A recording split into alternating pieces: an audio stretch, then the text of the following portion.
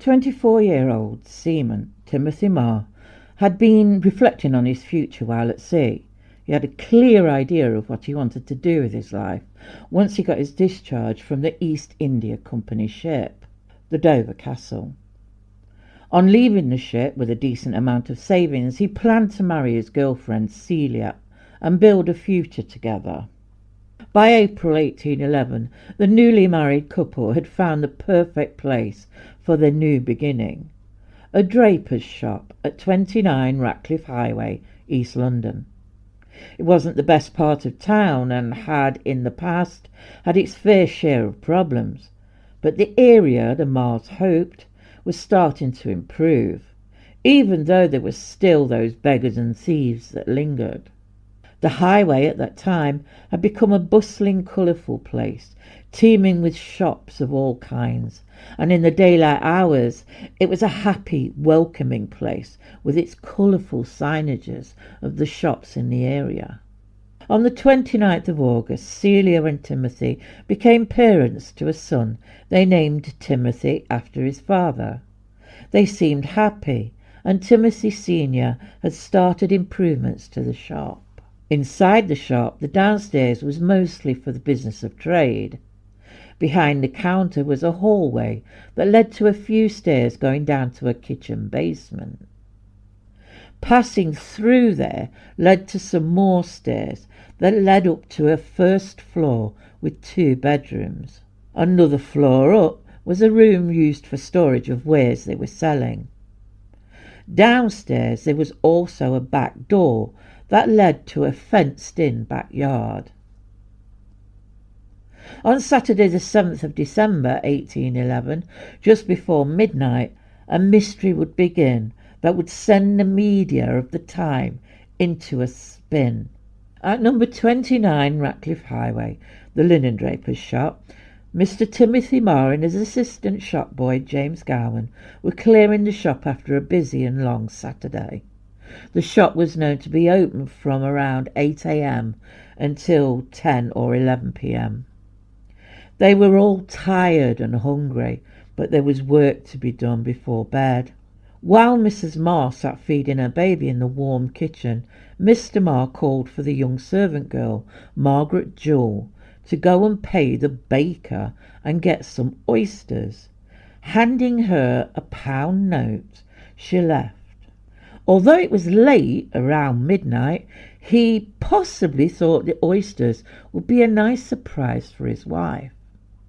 It was a cold and wet night when Margaret left, but she wasn't afraid, as the dark streets now had some lighting from the new oil lamps that lit up the streets in front of her. Margaret made her way to the tailor's oyster shop, but it was closed. She then retraced her steps back towards the draper's shop, where she looked through the window and saw Mr. Marr was still working. From there she turned off the highway and made her way down to John's Hill to pay the baker's bill. This wasn't the best of areas, and she may have felt a little apprehensive going through this district. When giving her statement at the coroner's court, she said, and to quote, "The baker's shop was shut. I then went to another shop for oysters, but none were open. I was out for about 20 minutes. She had decided not to venture towards the dock area, as this was a scary place for the young girl. Making her way back to the draper's shop, she noticed that the place was in darkness. She hoped Mr. Marr was in the kitchen with his wife, so someone could let her in. She tried the door to find it locked, and then rang the bell. There was nothing. No sound at all came from inside. Looking around her, she noticed the watchman, George Olney, escorting a drunken man to the lock-up on the other side of the street. She tried again, frantically knocking and ringing the bell, and for a moment she heard the faint sound of a child's cry, and possibly footsteps. What was going on, she thought? Why wouldn't they answer the door? She began kicking at the door until a man drunkenly appeared behind her and snapped at her for making so much noise. She decided to wait by the door until the watchman came back, but the silence from the shop was unnerving. She was now scared. Some time passed before the watchman came back, and on seeing the girl standing there, he told her to move on before she told him what had happened. He agreed something didn't seem right. He himself had seen Mr. Marr putting up the shutters of the shop windows just before the midnight hour. After checking the shutters himself earlier, he realised they were not fastened and had called out at the time, "Mr. Marr, you haven't fastened your shutters." And a voice had replied that they knew it. He now looked again, and they were still unfastened. The watchman rang the doorbell and knocked hard on the door, all the while shouting for Mr. Marr to open the door. The noise had started to disturb some of the neighbours, and Mr. Murray, the pawnbroker from next door, had already heard some unusually loud noises coming from his neighbours' rooms, but he hadn't thought much of it at the time, just that it was odd at that time of night. John Murray went out to see what the commotion was. After hearing Margaret's explanation and the seriousness in the watchman's voice, he told the watchman to continue ringing the bell while he went to see if he could get some response from around the back. He called out to the Marrs but got no response. Then he saw a dim light coming through a window. Running quickly back to the front of the shop, he told the watchman he would try and get into the back and see if he could get through the back door. Once he had made his way over the fence, he found the back door to be open. He made his way cautiously in. Seeing that the light was from a candle on the first floor, he made his way up, and picking up the candle, he found himself outside the Marrs' bedroom door. He wasn't sure what to do, so he knocked softly and quietly said, "Mr. Marr, your shutters aren't fastened." Nothing. No response. Murray decided to go back down the stairs and move towards the shop front, where he found the apprentice, James Gowen's body, lying just inside the doorway. As Murray looked closer, a wave of horror washed over him. The young man had been brutally beaten, and blood continued to flow from his wounds. Stumbling towards the front door, Murray stopped abruptly as the candlelight lit up the body of Mrs. Marr, laying face down on the ground just in front of the shop door. Her head lay in a pool of blood. Somehow he managed to open the shop door and cried out, "Murder! Murder!" It didn't take long before they discovered Timothy Marr's body, also face down and beaten to a pulp behind the counter. The horror would continue when someone shouted, "Where is the baby?" A frantic rush towards the kitchen basement where the cot sat revealed the body of the little baby boy covered in blood.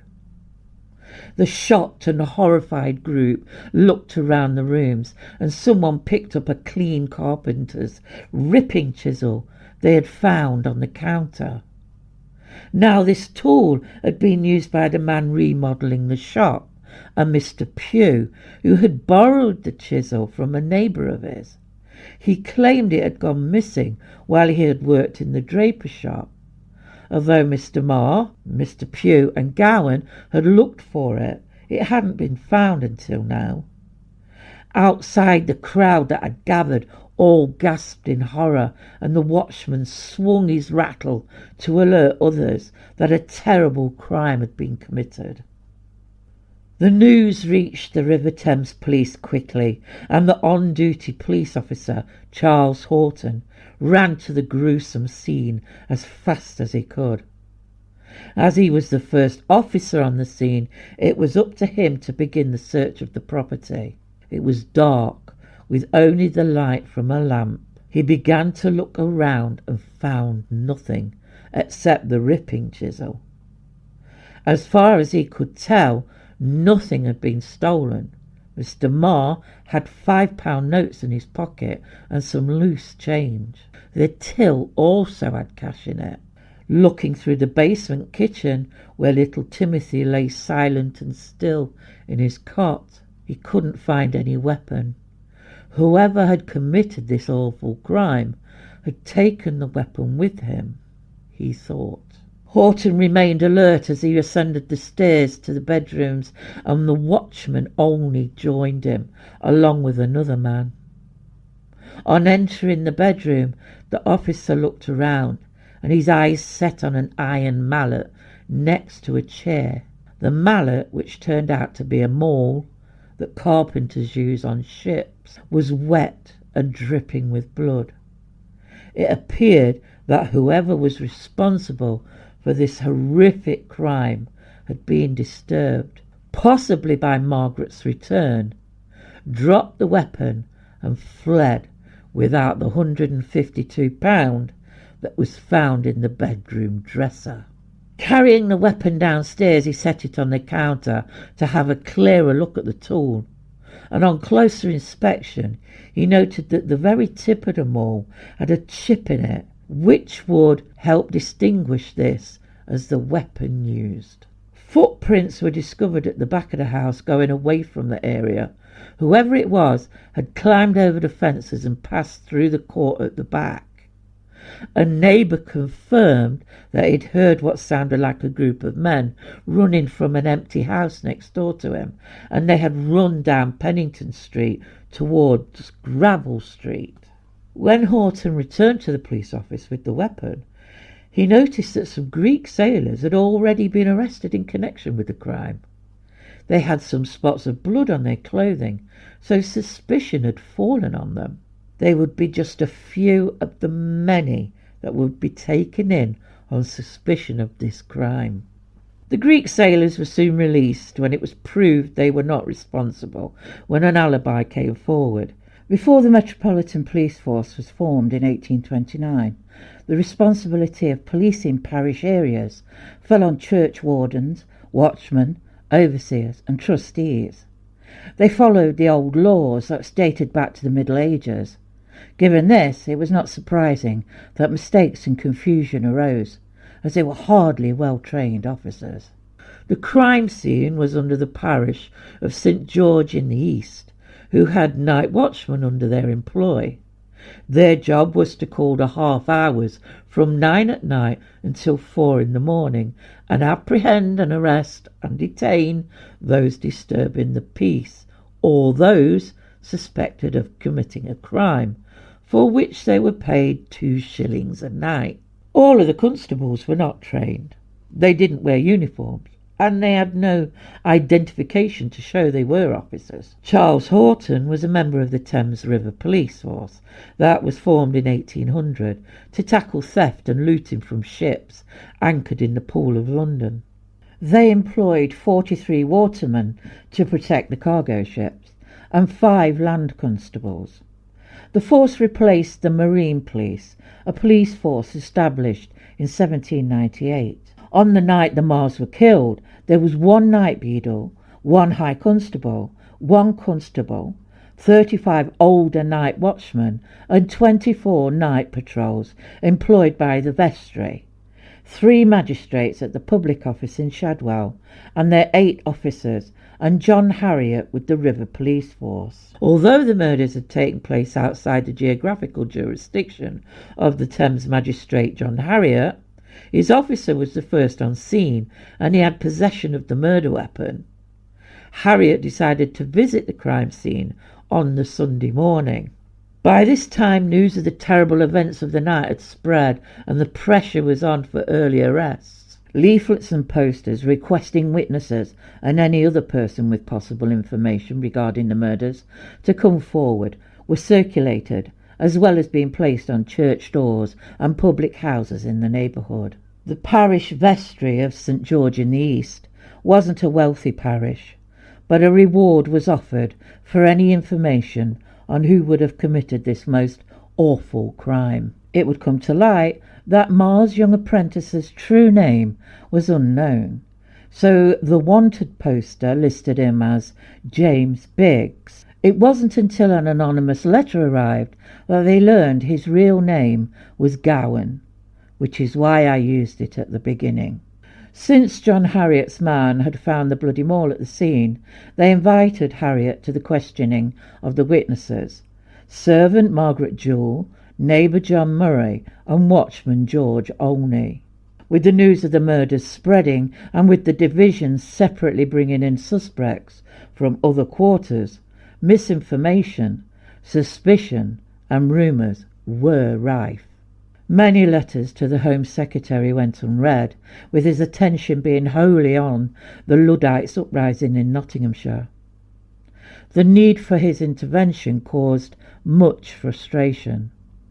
After hearing the horrendous statement from Margaret Jewell and inspecting the crime scene himself, John Harriot wrote to the Home Secretary, the Right Honourable Richard Ryder.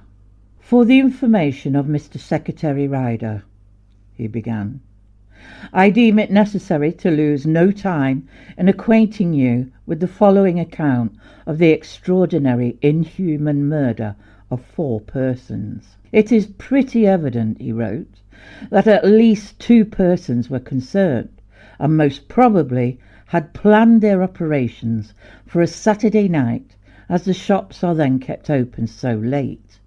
When watching the masters putting up the shutters and leaving the door open, when he went in to fasten the bolts, they rushed in and perpetrated the horrid murders. But being disturbed by the girls returning and ringing for admittance, they made their escape at the back door. 3 men had been seen outside Marr's shop hanging around for some 30 minutes and kept looking through the window of the shop. One was dressed in a light-coloured coat and was a tall, thin man. The other wore a blue jacket that had seen better days and a small rimmed hat. A description of the third man couldn't be given. Harriot wasn't sure if it was the truth or rumour, but he knew the importance of following a lead. On Monday the 9th, Harriot decided to have his own handbill printed. He gave the description of the men and offered a £20 reward for their detainment. The news had spread over the country with the details of the gruesome murders, but the investigations were noticeably slow. Also on Monday the 9th, the Shadwell magistrates waited for their reward posters to bring in some news and hopefully some suspects, but frustratingly it wasn't to be, and the maul, footprints and chisel were not closely looked at until later. What the inexperienced magistrates wanted was for the culprits to be handed to them on a plate. This crime was something they hadn't experienced before. They were not used to the big city of London and its occupants, having only really dealt with rural crimes. Even Harriot's reward offer revealed nothing. He was also reprimanded by the Home Office for interfering in other jurisdictions' matters, to which he gave a sharp reply along the lines of apologising for being so concerned that 4 people had been murdered and he felt the need to take immediate action. He would no longer concern himself in the matter. The Home Office more or less demanded he stick to policing the river. To add to the somewhat disjointed investigation, the shop was watched over by a Shadwell policeman, and as the bodies lay waiting to be placed into their coffins, people from all walks of life came to look at the crime scene, trampling through the home, some to pay their respects and some through morbid fascination. Viewing of the bodies wasn't unusual, except the circumstances of those poor souls that lay dead on the beds had been brutally and viciously murdered. It was also possible that money would have been collected by those who saw pity on the family to help towards the family's funerals and possible debts Mr. Marr may have owed. Among those who climbed those stairs was a German sailor who had made his way from the Pear Tree public house that was run by Mr. and Mrs. Vermillo. He stopped and stared at the lifeless bodies, turned and left. returning silently to the pear tree. Opposite the Marr's shop was another public house called the Jolly Sailor. Inside, the landlord and landlady were both preparing for the inquest that would take place later that day, on Tuesday the 10th, at their pub. Tables were set out for the coroner, John Unwin, to begin. The jury gathered, and both they and the coroner headed to look around the crime scene before returning to the pub to begin the inquest. Walter Salter, the surgeon, was the first witness who gave the explicit details of the injuries all the bodies had received, along with their cause of death. It was difficult to hear. Margaret Jewell was next. She gave them the facts of what had happened on that night leading up to the gruesome discovery. She had struggled to keep it together, but managed to complete her testimony before fainting. She wasn't questioned further. John Murray testified next, giving all the details of what he'd heard and how he'd made entry into the Marrs' home before discovering the bodies and seeing the blood-covered maul in the hands of the police officer. The watchman, John Olney, was the last to give his testimony. After the coroner's instructions to the jury, they returned and gave their verdict on each body. That a willful murder against some person or persons unknown. The gathered crowd outside the Jolly Sailor included newspaper reporters who tried to get as much information as they could from the whispers in the crowd. But it would seem, apart from the actual facts from the officials, gossip was rife, with outlandish claims and rumours being widely spread. The Marrs murders had affected the area in more ways than one. The other shopkeepers, rightly so, were on edge. They were scared, not knowing if they could be next. No one knew who had committed this crime. There were no leads. There was nothing except a bloody maul and a chisel. On Wednesday the 11th of December, a man was taken in for questioning. Well, remember the carpenter who was doing the refurb for the Marrs? Well, the story of the missing chisel would come into play.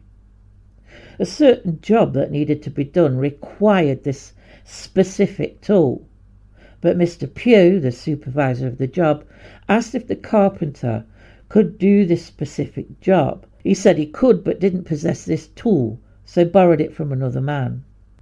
After the job was finished, the tool went missing. The person it belonged to asked the man for it back, but even after looking thoroughly through the shop, it couldn't be found, until it turned up on that fateful night.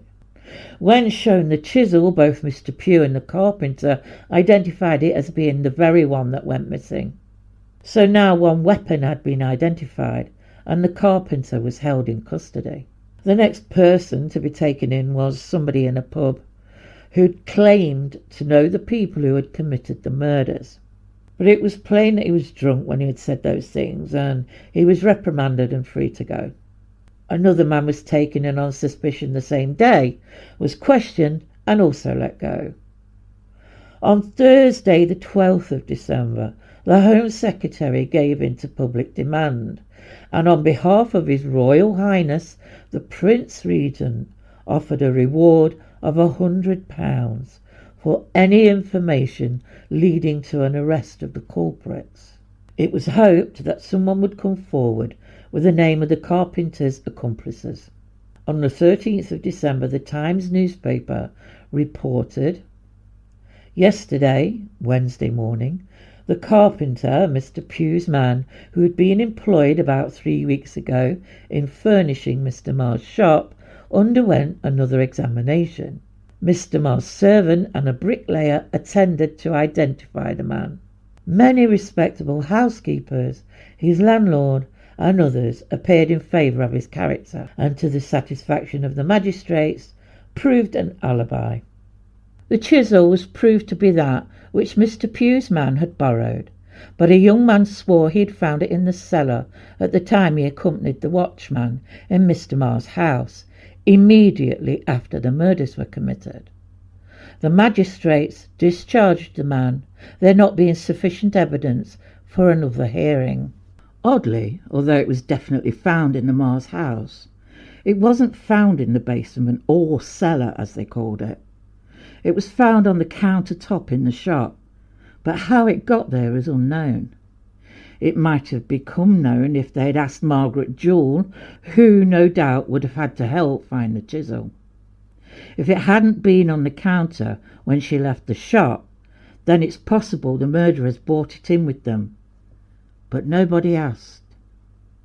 It was apparent the three magistrates weren't that concerned about the chisel, but were impressed with the carpenter's character witnesses. He being, they all agreed, a man of good character.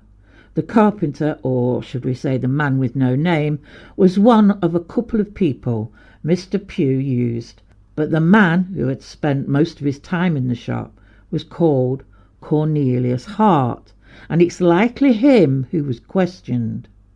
Another joiner and associate of Hart was Jeremiah Fitzpatrick, who also did some odd work with Mr. Pear. A former servant girl called Wilkie was mentioned by Margaret Jewell when giving a statement that she and Mrs. Marr had had a disagreement, and Mrs. Marr had dismissed her. The girl, according to Margaret, had shouted that she would kill Mrs. Marr before leaving.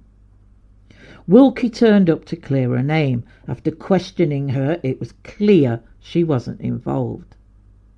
With all the information being gathered, one stood out, a man with one eye who had collected his wages from his job, had gone to his lodgings and was discovered at around 1:30 a.m. trying to wash his smock frock that was covered in something. He claimed an oil flask had burst open and he'd got covered. The woman of the house had exclaimed that he'd never get oil out with cold water. The next morning it was discovered he'd done a moonlit flit from his lodgings. A description of the man they were looking for was that he'd got one eye, he was about 30 years old and wearing a smock frock that was well washed looking on the front. The fact they managed to find him and detain him pretty quickly was quite something. Magistrate Lord Middleton at Godalming informed the magistrates at Shadwell that they had found the man who turned out to be called Thomas Knight, and they had him in Guildford jail. 2 officers were sent to bring him back to London. In this time, before Thomas Knight had been identified, the details of the person they were looking for had spread, and some unfortunate men who had a similar description were taken in for questioning. Something did turn up when a Mr. Harris came forward, claiming they had remembered seeing a Guernsey smock shirt and a handkerchief covered in blood lying in the middle of Ratcliffe Highway near the watch house of St. George. The Shadwell magistrates issued a new notice requesting any information about the garments or anyone who might have found them. They offered a handsome reward. The rewards were now into the hundreds, 600 to be exact, which back then was a very handsome reward indeed. A week after the murders, the Marr family was laid to rest in the churchyard of St. George's in the east. The grieving relatives stood around the single grave, huddled together against the biting cold. The relatives of the young apprentice, Gowen, had collected his body and he was buried elsewhere. The following Monday, Thomas Knight appeared before the magistrates, who read out the details of his detention. Knight denied all the accusations, except for the last point about leaving early without telling his landlady. He claimed to have been going to see his sick wife, who had been living in Portsmouth with her father. He claimed on the Saturday before the murders he had gone to collect his 12-shilling wages at the King's Arms public house. He remained there drinking with other workers until about 11 p.m. When he returned to his lodgings, he denied washing his smock before going to his bed. He rose at about 7 a.m. and went to see Mr. Dodds, the overseer of Mr. Sims's work. He told him where he was going and asked him to watch his tools while he was gone. From there he went for drinks with some other men before setting off to Portsmouth around 10 a.m. on the Sunday morning. The reason he hadn't wanted to see his landlady was because he owed her some money. The Shadwell magistrates concluded that he had nothing to do with the crime, but decided to keep him for further questioning, mostly to save face, as it had cost the public to have him transported back to London. Over 2 weeks, many drunks, vagrants, rogues and vagabonds were hauled in by the police under suspicion. All it seemed to take was one wrong word spoken, or for someone to take a little gossip or rumour seriously. The reward was handsome and tempting. Harriet had taken his part seriously, making sure all the ships and those working on them were kept an eye on. The actual murder weapon had been in Harriet's possession at the River Thames Police Office since day one of the murder, with a full description of them all posted all over the parish. Then, on Monday the 19th of December 1811, someone, it's not known who, made a discovery regarding them all. When the blood had been cleaned from them all, there in large letters were the faint initials IP. This was the first time anyone had looked closely at the tool. That was obviously the weapon used. In some papers it said the initials were JP, but clearly on the posters it's IP. Harriet posted another bill asking for anyone with any knowledge of them all with these initials in connection with the murders of the Marr family and the young boy Gowen. On December the 19th, Aaron Graham, a thoughtful, experienced and skilled Bow Street magistrate, found himself drawn into this intriguing case. Graham began looking closely into the case. He couldn't see signs of motive. Nothing was stolen. More importantly, why such a savage attack on the entire family, including an innocent baby who could do no harm? It seemed to him that this was more of a personal attack, possibly a vendetta.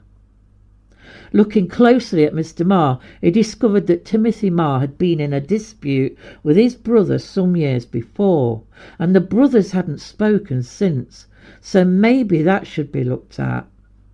He then wondered why Mr. Marr had sent Margaret Jewell out for oysters and to pay the baker so late at night, possibly knowing that those shops would be closed before midnight, and she would have had to spend more time looking around for a shop that was open before returning. And if this was the case, why only her and not the young Gowan boy too, if he wanted them out of the way? Graham realised that Margaret Jewell was the only person he could ask these tough questions. She was the last one alive who could clarify the two conflicting stories about who had sent her to get the oysters. She told the magistrate that Mr. Marr had sent her, but when speaking to the coroner, she claimed it was Mrs. Marr. Could there be another reason for the change in her story? Perhaps someone had advised her to stay away from the shop. It seemed like a small detail, but it was worth investigating. Graham looked more into the case. The neighbour, John Murray, had said he had heard a chair being moved about 10 minutes after midnight. Margaret Jewell said she left a few minutes before midnight and was out for about 20 minutes before returning. Graham judged that if she left at 5 minutes to 12, she would have been back about 12:15, and surmised that the murderers were more than likely to have still been in the house, and the movements that she had heard were likely those of the attackers. It was strange to Graham that the horrendous acts on those poor people occurred within 20 minutes. He was convinced it was too coincidental that the girl left at the exact time the murder was planned. Acting on his suspicions, he took Mr. Marr's brother in for some tough questioning that would last for about 48 hours. Marr was able to produce all the proof he needed, and Graham was satisfied that Mr. Marr wasn't involved, and indeed hadn't even met Margaret Jewell. Marr was released. After interviewing more family members of both Mr. and Mrs. Marr, Graham was satisfied there was no conspiracy involved, and Margaret Jewell was one of the lucky ones. 12 days after the Marrs murders, London was to experience another heinous crime that was practically identical to the Marrs case and in the same vicinity. The 19th of December was a mild winter night, and the parish next to St. George in the east, St. Paul's, Shadwell, was quiet that night, except for the odd drunk rolling down the street. The 15 night watchmen kept their watch, but it was evident they were not happy doing their hourly duty with the thoughts of some murderous people still being out there. They would hurry back to their relative safety of their watchbox. The parish consisted of mostly dock workers and mariners who enjoyed a drink in the many public houses in the area. One of the public houses on New Gravel Lane, the King's Arms, was run by Mr. and Mrs. Williamson and their 14-year-old granddaughter, Kitty Stillwell, who also lived with them. A decent couple by all accounts, who had a strict policy that they would close at 11 p.m. without fail. They also had a lodger residing in one of the upper rooms, a young man called John Turner. Mr. Williamson was a burly man in his late 50s who would definitely handle any problems that may occur at the pub. His wife Elizabeth was 60 years old. They were, by all accounts, a good, decent family. Opposite the pub was one of the watchboxes, and a few doors down lived one of the officers in the parish, named Anderson. He was a good friend of the Williamsons and would often pop round for a pot of beer. The King's Arms consisted of a downstairs tap room, a private parlour and kitchen. Underneath there was a cellar with a flap door, where beer barrels were delivered from the pavement. The first floor consisted of the Williamsons' and Kitty's bedrooms. The next floor up had a bedroom for the middle-aged servant, Bridget Harrington, and another room for the lodger, John Turner.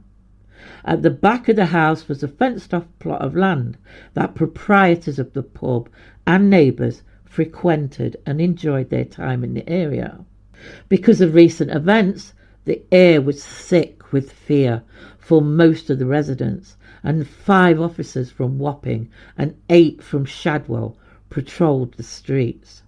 But that obviously wasn't enough for the population of at least 60,000 people who resided in these districts.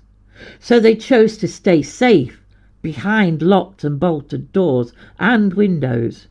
Even the watchmen consoled themselves with a flask of alcohol.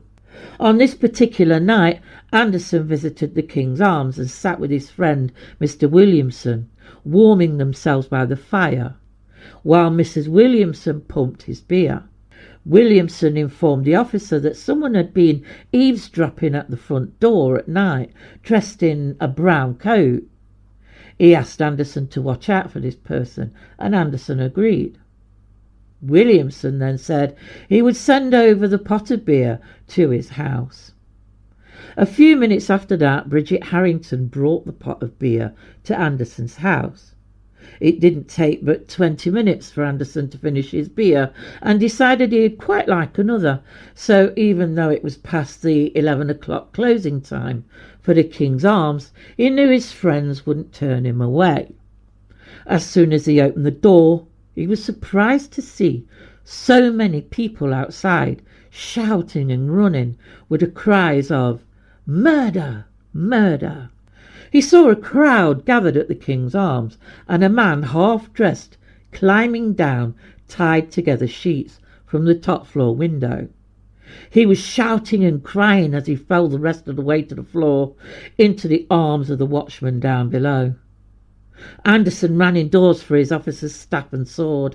He then, with the help of another man, prized open the cellar doors. It was dark, but the dim glow from a lamp helped them see enough. As they reached the bottom, they noticed the body of Williamson splayed out on the steps leading up towards the tap room. Williamson's head had been beaten so badly by what it would seem to be a bloodied iron bar lying on the floor next to him. His throat was cut and his leg looked as if it was broken. It also looked as if he'd put up a fight, as his hands and arms were badly cut.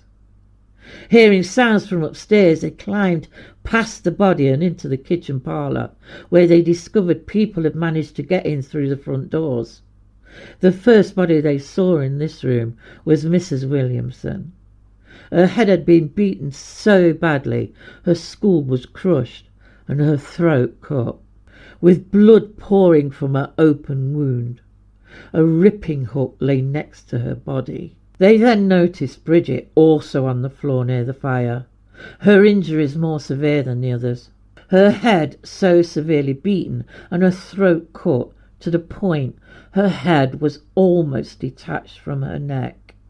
The blood flowed all over the floor. It was hard to walk without stepping in it, but they needed to check on the granddaughter Kitty. Remarkably, she was still fast asleep in her bed. They quickly removed the confused young girl from the premises. The Shadwell public office was notified immediately, and officers were dispatched. A few men were already on the streets, armed with their pistols and cutlasses. The Bow Street runners began their search, and several streets, including London Bridge, were closed off. A frenzy of searching began once again, and another reward poster was posted. Some saw this as a waste of time. After all, the high reward for the information on the Mars murders had not yielded anything. It would seem to be another senseless killing. Nothing was taken except Mr. Williamson's watch. No motive that could be discovered, no revenge, and both were possibly disturbed by someone, i.e. Margaret at the Mars and possibly the lodger at the Williamsons. It looked as if the perpetrators had escaped through an open window on the upper floor.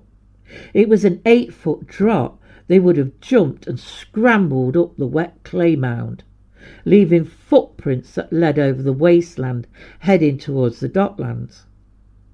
The footprint found at the Williamsons was imprinted into the muddy clay, so whoever made this print would have been covered in clay and blood, as there were blood smears on the windowsill. Anderson told of a tall man wearing a long flushing coat that had been seen outside the King's Arms that evening. When Turner, the lodger, started to make a little sense after his ordeal, he told of seeing a tall man bending over Mr. Williamson, and somehow someone, possibly the butcher, thought the killer could be left-handed. Fear reigned through the streets, and the government knew they had to do something, as did the churchwardens, overseers and trustees of the other parishes around Shadwell. People were frustrated with the magistrates' inability to catch whoever was committing these awful crimes. One being Harriet. His frustration led him to visit the magistrates Capper and Markland. After returning to Wapping, he sent out an urgent message. The magistrates of the Thames please present their compliments to the magistrates of Shadwell, requesting their meeting them at the Thames Police Office this day at 2 o'clock, to consult together on the most effectual measures for discovering the atrocious midnight murderers that infest the neighbourhood of their respective offices, which from the murder of 3 people in a house in New Gravel Lane last night gives an appearance of a gang acting on system. The message was also sent to Whitechapel Public Office. An angry armed mob gathered outside the meeting that took place the next day, ready to take on the job themselves if nothing was done soon. It's claimed there was no record of this meeting, only what was written in Harriet's memoirs, but apparently the magistrates from the adjoining parishes would work together. How is unknown. The Home Secretary sent out a letter to Shadwell Public Office to find out what, if any, recent news they had. Capper responded that they had some new clues, giving them the details they had. That a new iron crowbar or maybe a new ripping tool had been used. Williamson's watch was missing and that it had the name John Catchpole inscribed on it. The footprint and blood found, and a description of the man who had been seen outside the pub earlier. It was also reported that 2 women had seen 2 men running up the lane towards Ratcliffe Highway just before the cries of murder were heard from the lodger. They were also seen by Mr. Henry Johnson. One of the men was shorter than the other and was being dragged by the taller one, making their way towards the Blue Gate Fields. After viewing the letter, the Home Secretary raised the reward fund to match that of the Marr's murderers, £500. With the people on the streets feeling little was happening, along with sensationalistic headlines, the fear and confusion led to riotous behaviour from many areas of life. The panic and alarm caused by the murders called for a radical change in the police and magistrates. Bills and rewards were popping up everywhere from parish to parish. The initials on them all were now absolutely distinguishable as JP, and both weapons used at the Marr's murders were distinct in their descriptions. The Williamsons' murders handbills were very similar to the Marr's, with the added description of the possible murder weapon being an iron bar or ripping chisel. The only news they could give the Home Office was that they believed both murders were committed by the same people. This having come from the very description given regarding a similar-looking man seen at both properties, and the fact that they had left through the rear of the properties. At the coroner's inquest for the Williamsons and the servant Bridget at the Black Horse public house, crowds had gathered. The first witness was John Turner. His statement was that he had made his way back to the Williamsons from his brother's house on that night about 20 minutes to 11. Mrs. Williamson was at the front door and followed him inside. Mr. Williamson was sitting in his big chair in the centre of the room. The servant woman was in the back room. He saw no one else in the room, just those 3. He stood by the fire and a small man came in, who he believed was called Samuel Phillips. It wasn't unusual for him to come in for his pint of beer. Phillips told Mr. Williamson that a stout man was standing outside, peering in through the window. Mr. Williamson grabbed a candle and went outside. When he returned, he said he couldn't see anyone, but if he did return, he would send him off. Phillips went out with his beer and Mr. Anderson came in. He didn't stay long. The servant raked the fire, then Turner went to bed. Mrs. Williamson followed him up to her room, carrying a watch and a silver punch ladle. This was the last time he saw them alive. He then heard Mrs. Williamson lock her door and go back downstairs again. He said he hadn't been in bed long before he heard loud banging on the front door. He then heard the servant say, "We're all murdered," or "We shall all be murdered," 2 or 3 times. He heard the sounds of blows, but with what weapon he couldn't say. Shortly after, he heard Mr. Williamson cry out, "I'm a dead man." I was still in bed. I got up and listened at the door, but could hear nothing. He went down to the first floor and heard 3 heavy sighs. He heard light walking going across the ground floor. I was then halfway down the last pair of stairs, and I was naked. I went to the bottom of the stairs, and the door stood a little open.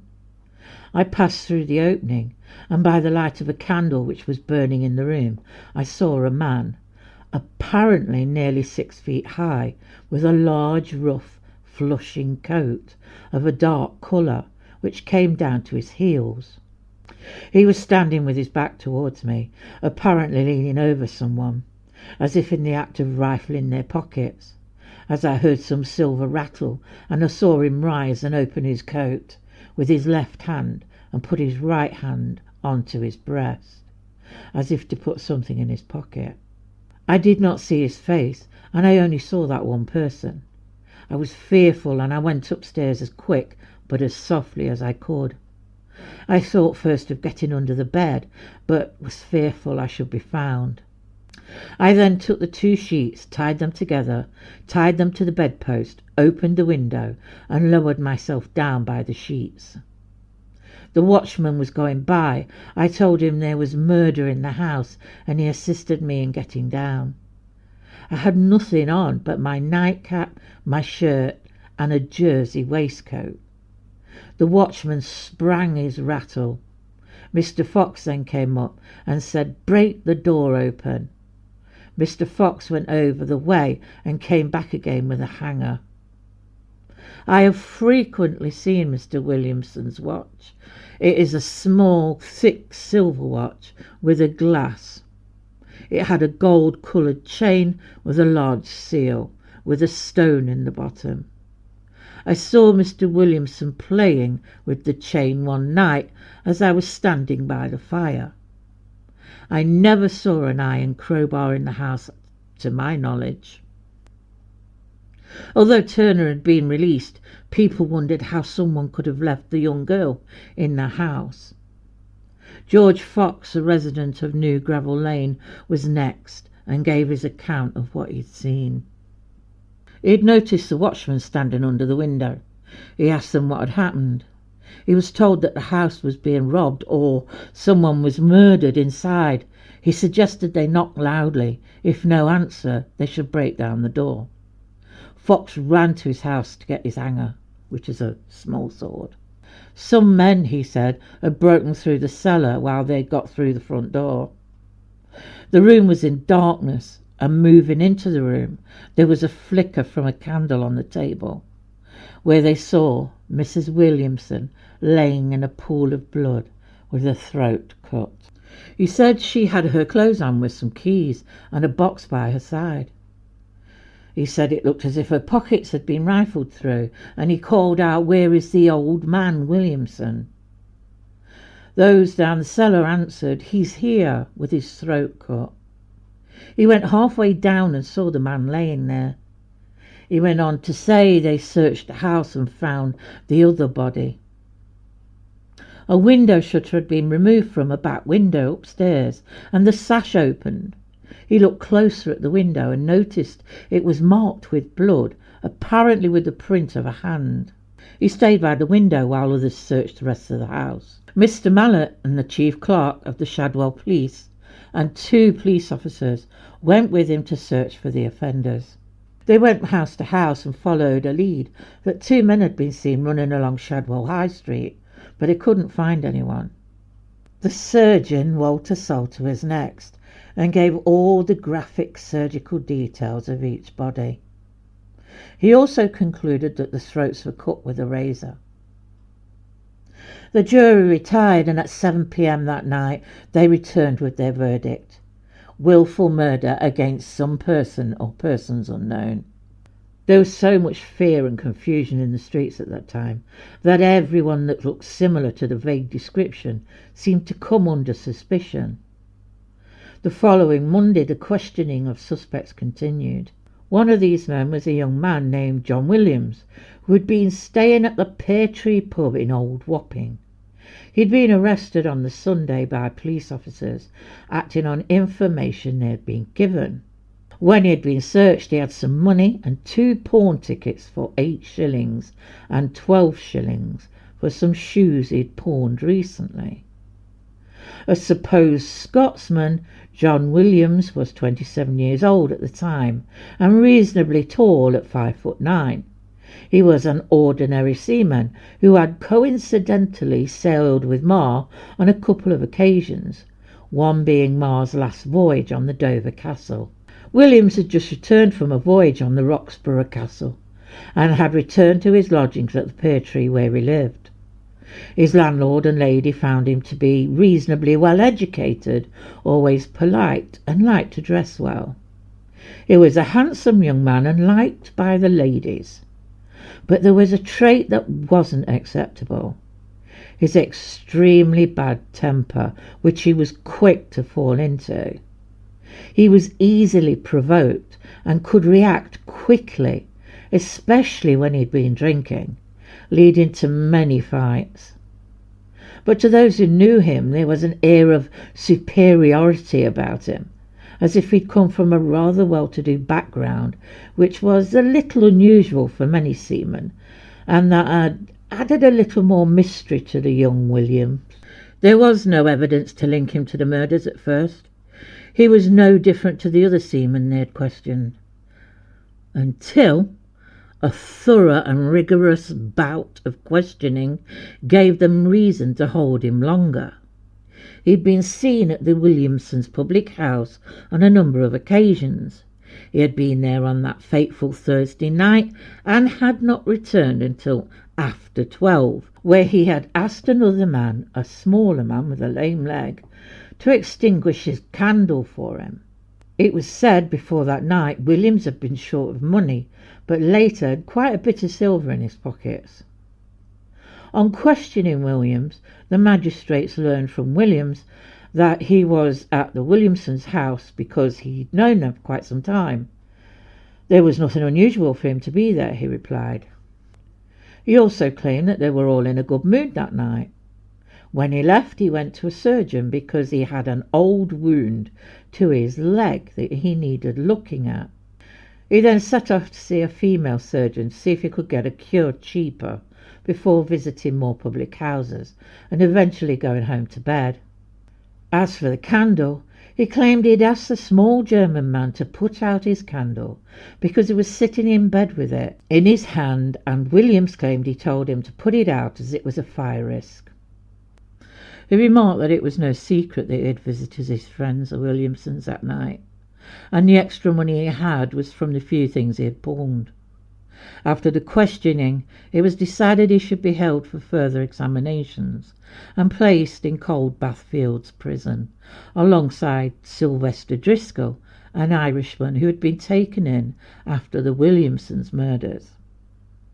A week before Williams was arrested following the Mars murders, two Portuguese sailors, Lisilvo and Bernard Govu, were apprehended in connection with the case. They were held as suspects in Coldbath Prison. Another friend, Anthony, who had been seen with them, was also taken into custody after a woman falsely accused him. Officers went to his ship to collect him. The only evidence that went against them was that they were Portuguese and they had been seen on Ratcliffe Highway on the night of the Mars murders. It wasn't just the Portuguese. The Irishmen didn't fare much better. 3 men were picked up: Michael Harrington, William Austin and William Emery. Why? Because one of them looked like the man Turner had seen, and that's more or less the only reason, apart from some unsavoury people one of them had hung around with. 7 men who had been living in a house near the Williamsons were taken in when spots of red stains were found on some damp clothing. It was claimed to be stains from the hop vines they had been picking, but they remained in custody until it could be proved what it was. They were released the next day, as were the Irishmen Harrington, Austin and Emery. The Whitechapel magistrates were now no longer a part of the case, and a magistrate from Hertfordshire arrived with a report of a bricklayer's labourer called Bailey from Norfolk, who had been taken in on suspicion of theft, but in his belongings they had found some blood-stained linen. They took him in and put him through a gruelling interrogation. He was remanded in custody and placed in Cheshunt. The next morning he was found by the officers. He had taken his own life by hanging from a beam with a silk handkerchief around his neck. After this, questions arose as to why the Hertfordshire magistrate had connected him to the Ratcliffe murders.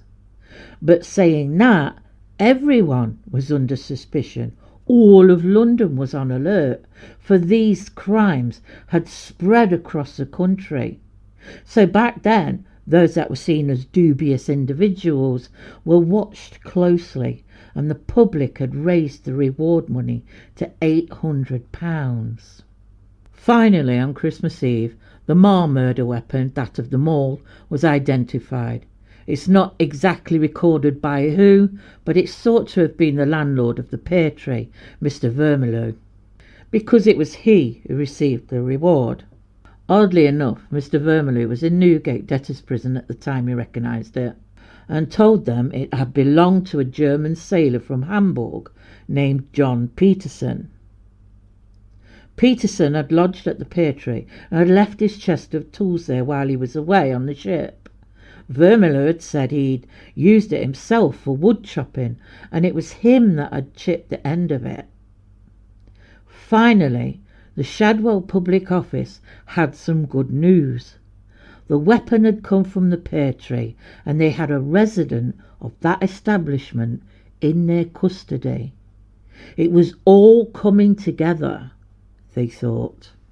All the hours spent on both cases had hopefully bore fruit, and the Home Office was informed of the findings.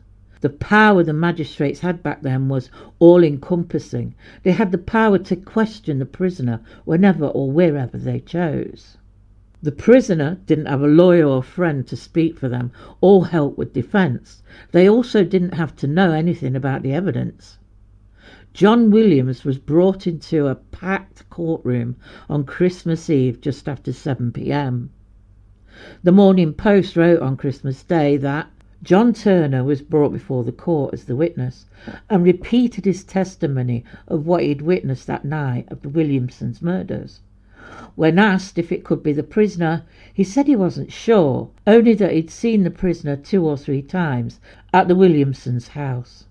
The woman who did the laundry for Williams, Mary Rice, was questioned. She had seen blood on the prisoner's clothes since last Saturday, she replied. She had. It was on the collar of his shirt, like 2 finger marks. When asked if there was any other blood on the shirts, she said she hadn't paid much attention to it. She had noticed a tear in his shirt that wasn't there the last time she had washed it, but she didn't see anything unusual, as the prisoner was prone to fighting.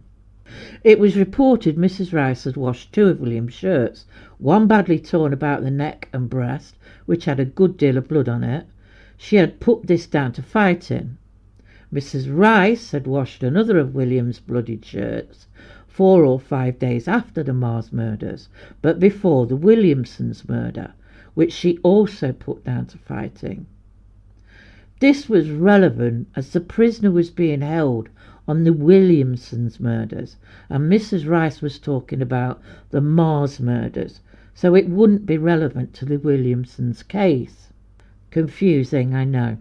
Mrs. Rice's statements were not really that relevant, only that the tear in William's shirt could have been from Mr. Williamson's fighting back, but the Marrs were viciously and brutally taken by surprise. There were no signs of any defence. The evidence on William's shirt clearly points to a tavern brawl. A very nervous Mrs. Vermilyew was next. She was asked about her husband being in prison for debt, which she replied yes, and was then asked about the chests at her lodging house. She replied there was one there that had tools in it and belonged to a man who was now abroad. She knew her husband sometimes used the tools, and when asked if she knew he'd used a maul, she replied yes. Did she see any markings on the maul?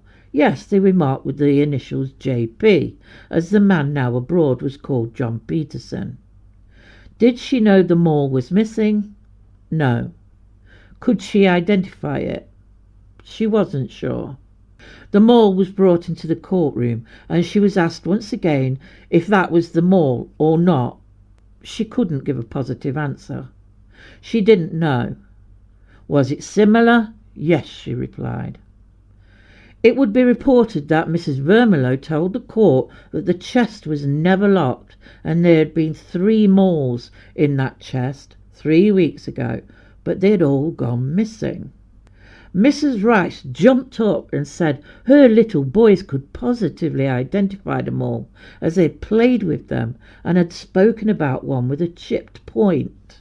When the boys were sent for, the prisoner Williams spoke up about the blood on his shirt and that he'd been in a fight with some Irishmen while playing cards on the Friday night.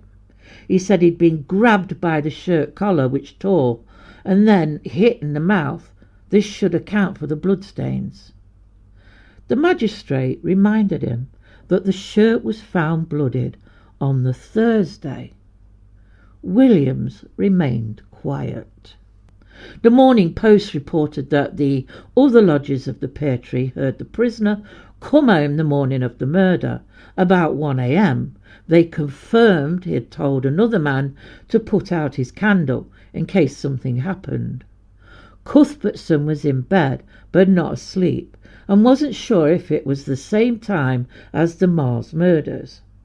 Harrison woke up when the prisoner came home, but didn't pay any attention to him. They were shown the mall, and Harrison thought it looked like the one the children had played with. 11-year-old William Rice made his appearance in court, and at the sight of her nephew, Mrs. Vermillion broke down in tears and had to be helped out of the room. Young William was asked to describe the mall. He gave his description, including the chipped point. He confirmed it was the one that they had played with, but it had been missing for about a month. It was the end of the day for the court, but before they closed the session, William stood to say his piece, but his speech was silenced by the magistrate. Why? We don't know. We have no idea what he had said. He was taken back to Coldbathfield prison. Christmas Day came with those in the prisons being treated to a pound of beef, a pint of porter, and a half a threepenny loaf each. Meanwhile, ordinary Londoners were trying to enjoy the festive season. However, their fear and worry grew as newspapers fanned the flames. Lack of response from the government and those that were meant to help and protect them left them feeling despondent, so now they would protect themselves. The Home Secretary faced growing pressure to improve the public policing.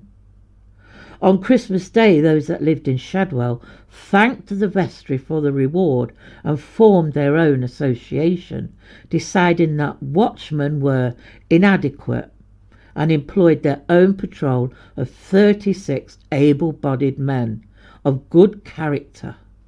They were divided into 2 companies of 18 men, each armed with pistols and cutlasses, and paid 12 shillings a week, and would patrol every evening until midnight, when they would be relieved by another patrolman. If anyone didn't show, they would be put in front of the magistrates.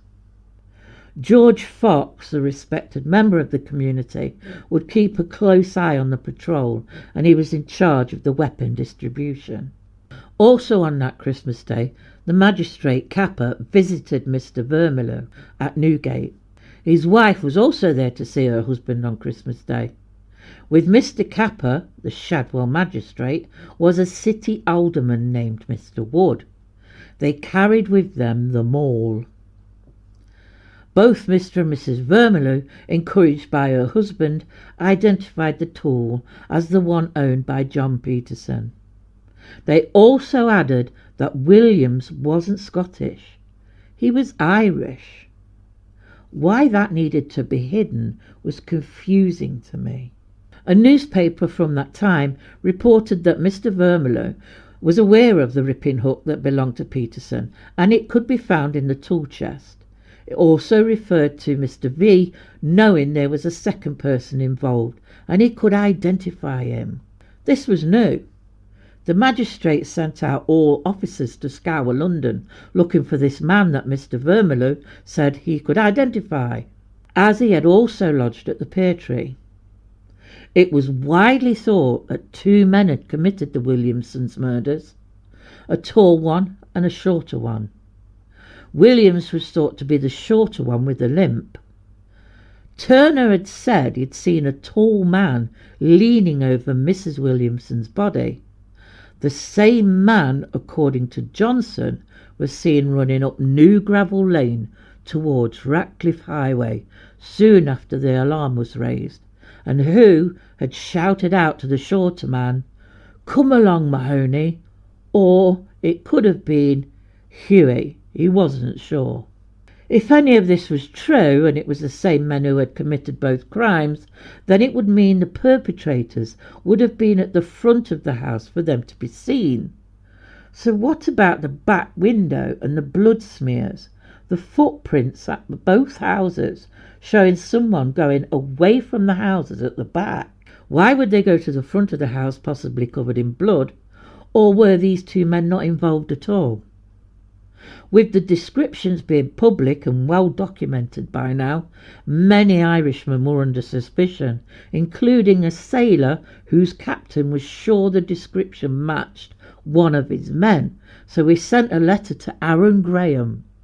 When the ship docked, a policeman was sent to detain the man called Maloney. Graham interviewed the man himself as it was Christmas Day, and not happy with Maloney's replies, he locked him up for the night. The magistrates and the street patrols were fulfilling their duties, but the pressure on them was intense.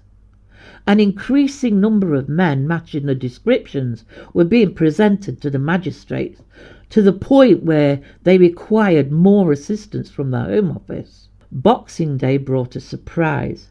It was reported that the Shadwell office had received information from Marlborough in Wiltshire. A man of remarkable features had been detained in custody by the magistrates of that town, under strong circumstances of suspicion. He was remarkably tall and very much met the description of the tall man seen running up New Gravel Lane. His clothing had splatters of blood on them, and his shirt was torn at the neck and breast, and in one of his pockets was a letter from the man already under suspicion, Williams. With this, officers were sent to bring the man to Shadwell. Men were still being brought in if suspicion deemed it so, John Frederick Richter being one of those men, when a damp pair of trousers with mud on them were found under his bed after he'd left the Pear Tree pub. When he was brought in, he claimed to know nothing of this. He reluctantly answered the questions put to him. Yes, he knew Williams, and he knew of the maul in Peterson's chest. It was reported that Richter, after the Marrs murders, had heard a man at the Pear Tree door. Once it was closed. He tried to open it, but called out to Mrs. V to let the person in, as he couldn't. He went to his room and heard Mrs. Vermilyew talking to a couple of men. Williams came in not long after, about 1:30 a.m. The report went on to say the day after the Marrs murders, Richter saw Williams washing out his stockings in the backyard of the Pear Tree. Richter was remanded in custody as he was unable to account for the mud on his trousers. Now, remember these two men, Mr. Pugh's carpenters? Cornelius Hart and Jeremiah Fitzpatrick, two Irishmen Richter had spoke of, were brought in and asked why they had called at the Pear Tree looking for Williams. Hart replied that they hadn't known Williams for long, but had been out drinking and spent all their money. When Hart and Fitzpatrick went to Hart's house, his wife wouldn't let them in, so they thought they may be able to stay at Williams' lodgings. Richter claimed he'd seen Hart, Fitzpatrick and Williams together the following Sunday after the Marrs deaths. Fitzpatrick claimed more or less the same as Hart, except he, Williams and another man went to the Union in New Gravel Lane, a few doors away from the Williamsons. On the night of the Marrs murders, he had gone to bed at 11:30.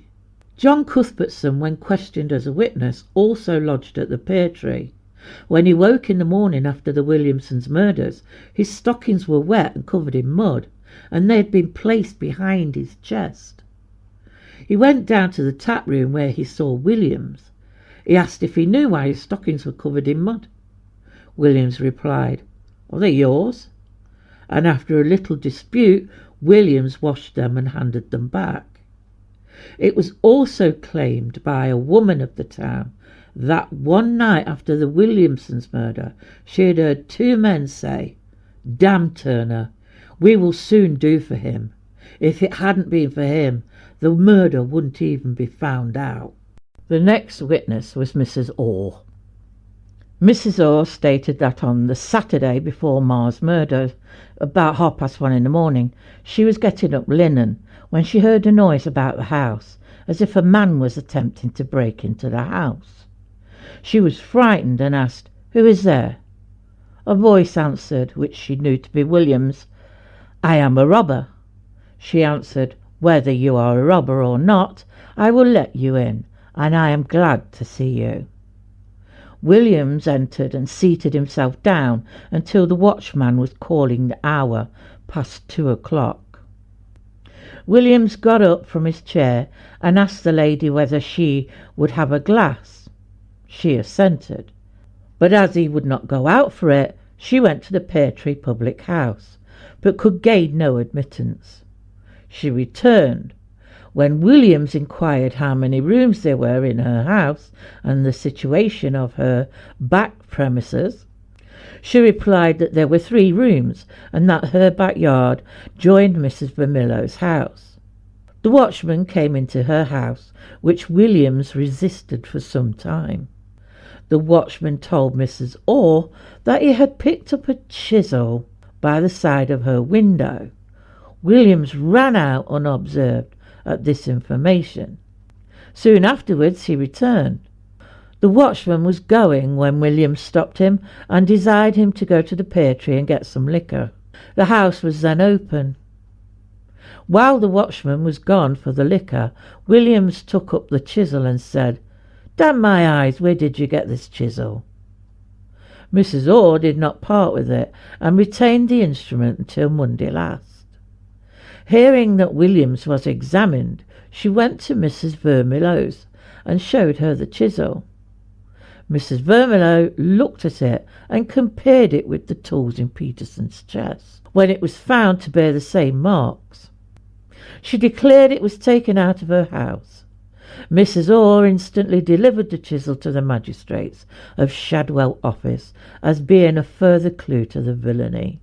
Mrs. Orr, it would seem, had taken a liking to Williams. She had known him for about 11 weeks. He had played with her child and claimed her child was not afraid of him. Both she and her daughter saw him as a good man who wasn't capable of murder. At the end of this Boxing Day, what had been learned about Mr. Williams? Well, he had lodged at the Pear Tree for several weeks. He had known about the Petersons' tool chest, the instrument that had been used as a murder weapon and had been identified as the maul, and it had come from this chest. There was evidence that Williams hadn't returned to his lodgings until after midnight on the night of the Marrs murders. He'd been seen many times drinking at the King's Arms and had been there the night the Williamsons were murdered. He arrived home at midnight, maybe a bit later, and asked a fellow lodger to put out his light. Next morning he was seen washing dirty, muddy stockings that apparently belonged to Cuthbertson. He apparently owed 6pence to Mrs. Williamson and pawned his shoes. He later had £1 in his pocket along with some silver. Mrs. Rice had washed his torn and bloodied shirt.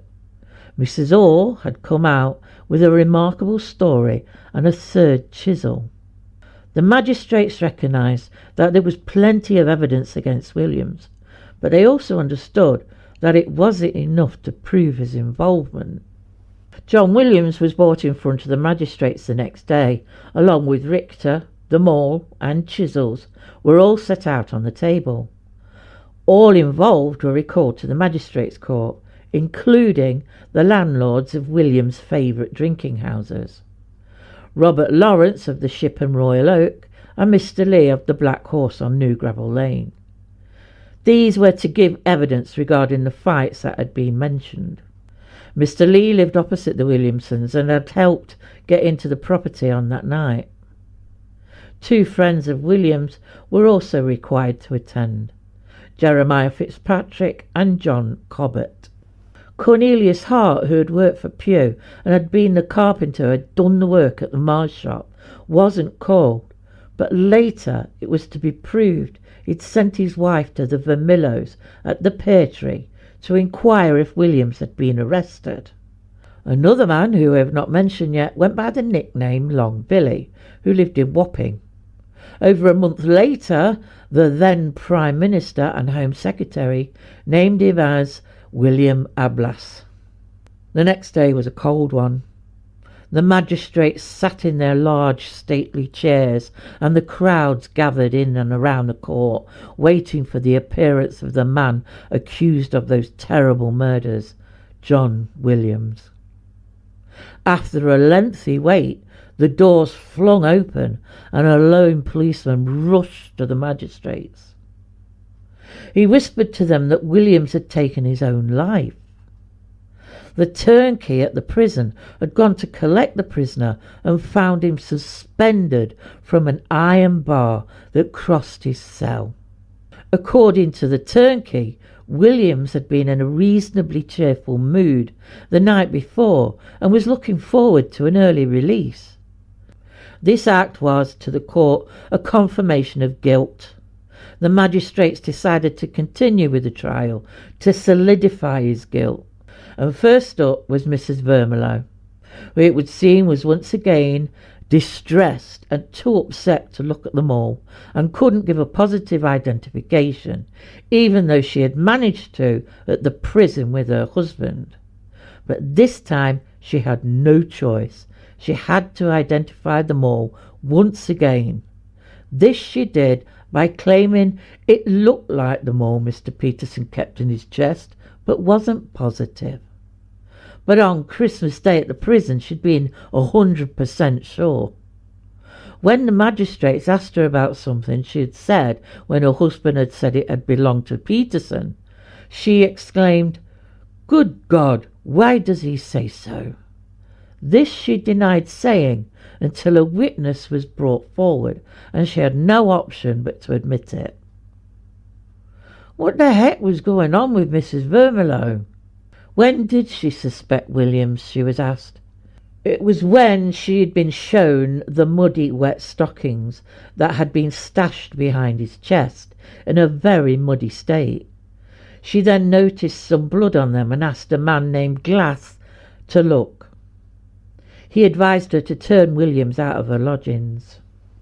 A shocked court asked why hadn't she told of this before, where she replied she was afraid she may be next to be murdered.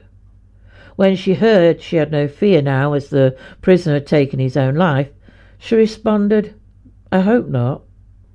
Why did she think that? After pausing, she said, "I should have been sorry, because if he was innocent, that she hoped he hadn't suffered."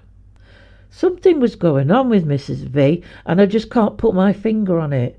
After being pressed by the magistrates, Mrs. V had weirdly changed her story. Her first suspicion wasn't the stocking story after all. It was the discovery of the mole marked JP. It was what first made her suspect Williams. When asked about his friends, she claimed he didn't seem to have any friends, more like acquaintances, drinking buddies. She noted that whenever the talk turned to the murders, Williams went quiet and slunk away. And it was at this time he had shaved his beard off, that he had always had. The stockings and shoes had been washed out, but bloodstains could still be seen. The tools were brought out again, and she still shied away from them, claiming the mole or something like it had been seen in her husband's house. She went on that Williams had been home for about 12 weeks. Had she heard of a Portuguese sailor being stabbed at the end of Old Gravel Lane 2 or 3 months ago? She said she had. Do you think Williams did this? She couldn't answer. She added that since Williams was arrested, a carpenter had come inquiring after him, and he gave the name Trotter. She also claimed she had heard Williams' real name was John Murphy. Williams had made a friend of a young lady called Miss Lawrence. She found him to suddenly become agitated and unsettled after the Mars murders, claiming he felt uneasy. She was also serving behind the bar when the brawl broke out that caused his shirt to be torn and bloody. A key witness, John Harrison, was next, who shared Williams' room at the Pear Tree. He claimed the only person he saw Williams with on more than one occasion was Hart, the carpenter who worked on the Mars shop.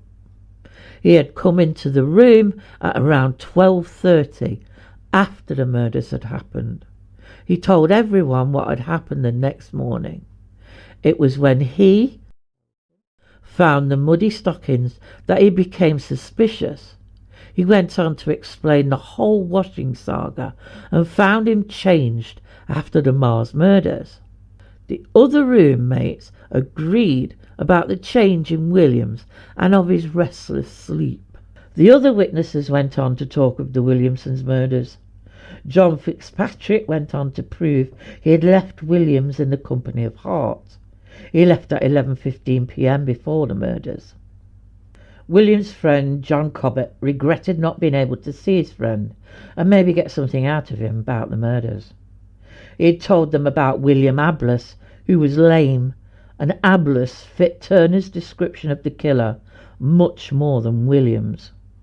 Williams had known him for some time and had been drinking with him on the night of the Marr's murders, and was apparently on good terms with him. Trotter the carpenter had said to Cobbett it was concerning about what he knew. Trotter was never found. William Ablas from Danzig, now Gdansk in Poland, and by all accounts a violent man, was brought up on the charge of suspicion that he had been involved in the murders. It was reported that on the night of the Williamsons' murders he was drinking with Williams at 10 p.m. He claimed that on the 19th of December between 3 and 4 o'clock he was walking down Pear Alley with a friend when he met Williams. Then they entered the Pear public house and drank some beer. From there he and Williams went on to the King's Arms, where they also drank some beer. Mr. Williamson and the maid were both present in the room. Williams sat reading the newspaper. From there they went to Ablas's lodgings, but finding the tea wasn't ready, they went to the Duke of Kent public house for a pot of ale. They left there at 6 p.m. and went to the Black Horse in New Gravel Lane and had 4 glasses of gin and water with a tall man dressed in a blue coat, but he couldn't remember his name. They chatted for quite some time and the Marr's murders were not mentioned, he claimed. They left the pub and went their separate ways, with Williams going down the street. He thought the time would have been around 8 or 9 o'clock. He made it quite clear that he was home on the night of the Williamsons' murders, claiming he could prove it with witnesses. The witnesses called were the landlady and a fellow lodger from where he stayed. The landlady stated that he had come in for tea earlier and then returned at 10 p.m. The lodger supported her account, confirming the same details. Both agree that he had stayed with them until after midnight. The sitting magistrate, Mr. Markland, was satisfied with these accounts and ordered Ablas should be discharged. Thomas Cahill arrived from Marlborough on Saturday evening. He bore a remarkable likeness to the description given on the posters as the man seen running from Williamson's house. He was a stout man, about 5 foot 10 inches in height, with sandy hair and red whiskers. He spoke with a strong Irish accent and, according to all reports, was a prolific liar. The matter of his torn shirt had been cleared up because he had been involved in a brawl in the Reading public house. But where had he been on the nights of the murders? He claimed to have been lodging with a man called Williamson at 121 Ratcliffe Highway. A messenger was sent to the address and no such person had lived there. Cahill cockily replied, OK, he had lied. An annoyed magistrate replied, "How do you expect me to believe you now?" Cahill apologised and claimed he could prove he wasn't responsible for the murders. He now claimed to have been lodging at Romford Row in Essex at the time of the murders. He went on that he was also a deserter from the Irish militia. Magistrate Markland questioned where his uniform was, and Cahill claimed he had brought a topcoat from a Jew on the road between Romford and Romford Row on the Saturday. An annoyed magistrate told him that no Jew would sell anything on a Saturday, to which Cahill replied, "Well, he looked like one." A watchman was called for, who said Cahill couldn't be home in bed between 9 at night until 7 a.m. on the night of the Williamsons' murders, as he was seen by the watchman himself at 11 p.m. at Mrs. Peach's public house, the New Crane, drinking. Mrs. Peachy remembered an ill-looking man coming in that night for a pint of beer and a penn'orth worth of bread. She was asked to look around the room to see if she could recognise the man. She pointed at Cahill, saying he looked very much like the man, but she wasn't 100% sure. But her daughter was certain it was him. With this, he hurriedly looked for excuses to think of alibis. Adjourning the court for the night, it was to begin again on the Monday. This was to prove somewhat farcical. A clergyman was added to the bench when it was presumed and rumoured that the courtroom would be overrun by a bevy of Irishmen, as religious plots were rumoured. When the watchman in the light of day had come forward to say that he now thought that Cahill may not be the man he'd seen, Mrs. Peachy was also now doubtful, but her daughter had remained adamant it was him, but he had worn a hat that night. Cahill was ordered to put his hat on. At this, the magistrate noticed how alike he looked to Williams. "Is this the man you saw?" they asked Susan, the daughter of Mrs. Peachy. "Yes," she replied. "Are you sure it was him and not Williams?" they asked. "No," she said, "it was him." To avoid confusion, they took the three, Mrs. Peachy, her daughter, and the watchman, to look at the cold, dead body of Williams at Coldbath Fields Prison. On their return, they agreed it had been Williams they had seen that night. Well, let's go further into the confusion and coincidences as Cahill produced his own witnesses. The first being the keeper of the lodging house on Romford Row, Mr. Cornelius Driscoll. The name sounds familiar, doesn't it? With the Times newspaper having reported earlier that the man from Marlborough had been in correspondence with a suspect who was still in prison, Sylvester Driscoll. When Cornelius Driscoll was brought to court and asked if he knew Cahill, he couldn't talk, so his wife spoke for him. When asked who she was married to, she replied, "Cornelius Dixon." The magistrates looked confused, stating, "He just told us his name was Driscoll." To which she replied, "It's all the same, sir." "What does that mean?" In the courtroom, a sergeant from the Sligo militia abruptly stood up. He claimed that he had heard that Cahill was a deserter.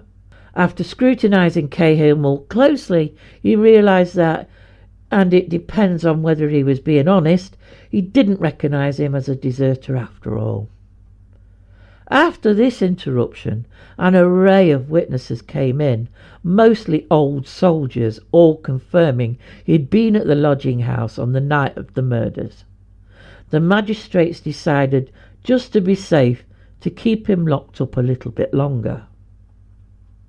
With the collapse of the case against Cahill, the belief was growing, at least among the Shadwell magistrates, that John Williams was indeed the sole murderer of both the Marrs and the Williamsons. And with this belief went a powerful realisation that so monstrous a villain, multiple murderer and self-destroyer must provide an example that would shock the nation.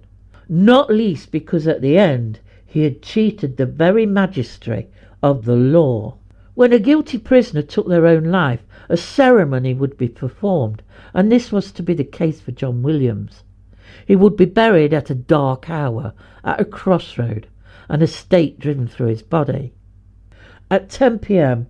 on the night of the 30th of December, Mr. Robinson, the High Constable, Mr. Machin, a constable, tax collector Mr. Harrison, and deputy to Mr. Robinson went to Coldbath Fields Prison to collect the body that was placed in a hackney coach and taken to the watch house of St. George, where the body would stay until the next day.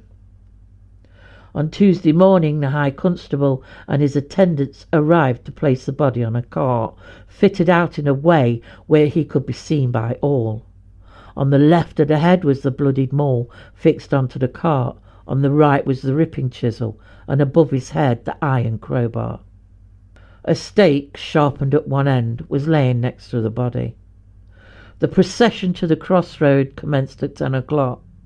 The solemn walk was unsettlingly quiet, and the gathered crowds displayed an unusual calm. There were no shouts, no attempts to disrupt the procession. An overall settling silence prevailed.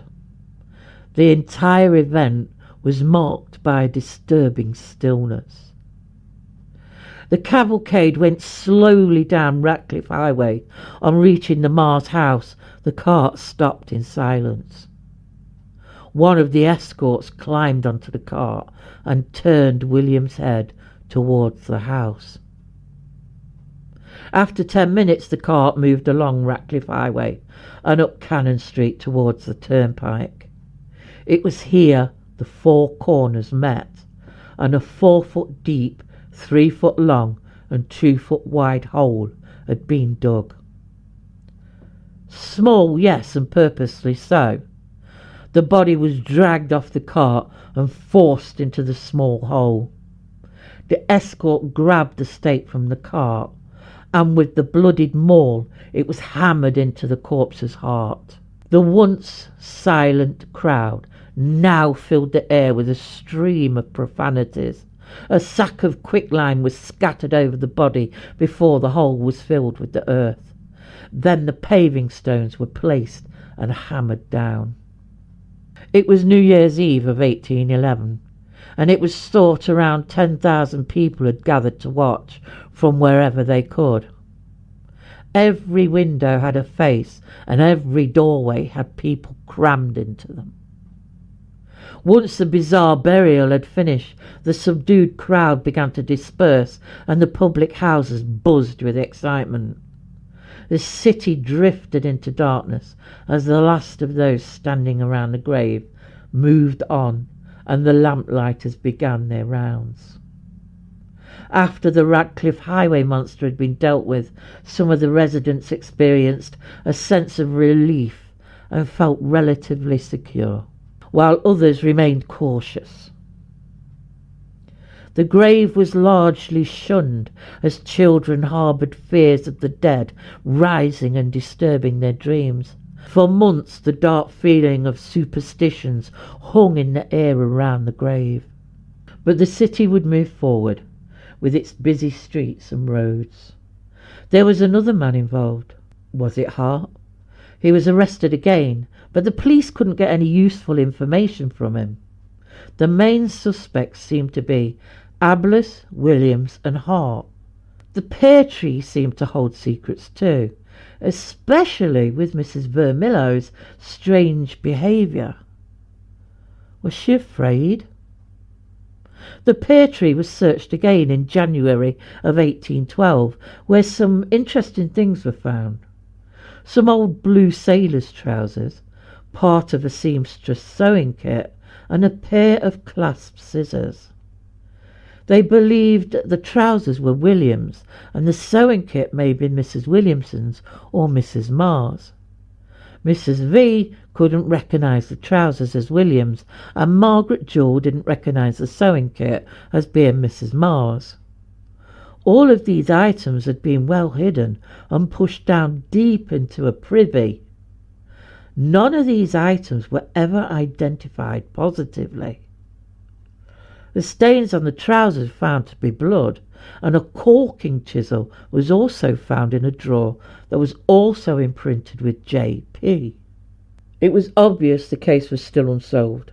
Aaron Graham and Ryder demanded the maul and chisel be brought to the Bow Street police office so Graham could inspect them properly. The statements and depositions from all involved were collected. Graham closely examined the maul and chisel. He also looked over the witness and prisoner statements. Apart from Williams, the identity of the others involved would remain unsolved. If that is, there were others. A psychological look at who could have committed these crimes. An aggressive psychopath, someone who was incapable of feeling pity or remorse, someone who was strong and knew he was capable of overpowering a man of the size of Mr. Williamson. It's possible it could have been the work of one man. The murderer likely spends only short periods in one location. If he stayed too long, his cruelty and anger would draw attention. Instead, he probably leaves for a while and engages in work that allows him to release his aggression in ways that don't seem suspicious, like a sailor where drinking in pubs would lead to aggressive fights, or in some form of military work where fighting the French gave him the outlet he needs. He would definitely have a criminal record and could easily encourage others to follow him through fear. So it's highly likely that he's a fighting man who had seen action. Both murders were systematic killings. Once the doors were opened, the coast was clear and all hell broke loose. Although some of this applies to Williams, Ablus seems a noticeable choice for obvious reasons. He was a big man who instilled fear in many due to his anger and size. He had attempted to start a mutiny on board ship and had no alibi except a woman, the landlady where he stayed, who turned out to be a woman he classed as his wife. He had reason to dislike Williams, as Williams had escaped prison at one time by claiming he was led astray by Ablus. He also had a lame leg, so he could have been the man seen running from the murder scene. It's unclear who among Williams, Ablus or Hart is truly at fault. Regardless, John Williams was judged based on weak circumstantial evidence. There are so many people involved in this case who are connected in some way. Untangling the little evidence and truth from fiction is almost impossible. The mistakes were understandable given the context of the time, but they created many unanswered questions and made it impossible to find the missing piece of the puzzle. 100 years after the whole affair, a group of workmen laying a water pipe in the Ratcliffe Highway area uncovered the remains of Williams, and the bones were distributed amongst several interested parties, including a nearby pub who took its skull, which they proudly displayed by the bar for many years. The skull would eventually just disappear. Where is a mystery? Just like the truth of the Ratcliffe Highway killings, William's skull was lost forever.